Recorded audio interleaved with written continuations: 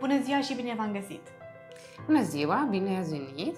Astăzi suntem alături de doamna doctor Badea Anita, care o să ne răspundă la cele mai frecvente întrebări în domeniul stomatologic. Sigur. Prin urmare, puteți să ne spuneți, este adevărat că mestecatul gumei fără zahăr ajută dinții? Da, genul acesta de gumă de mestecat poate ajuta, deoarece stimulează producția de salivă și astfel se realizează o igienizare primară a lor.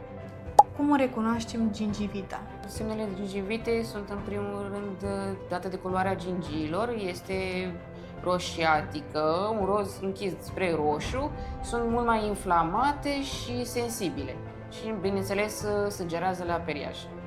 Ce facem dacă ne dor dinții noaptea? Când avem probleme dentare și durere noaptea, trebuie să ne programăm cât mai rapid la medicul stomatolog pentru a vedea de unde provine durerea. Mulțumim pentru toate răspunsurile, cred că acestea duc un bine comunității pentru că află informații despre sănătatea lor dentară. Cu drag! Vă aștept pe toți la un control stomatologic și dacă mai aveți întrebări, eu vă stau la dispoziție, puteți să le lăsați în comentarii sau să mă contactați la numărul de telefon afișat.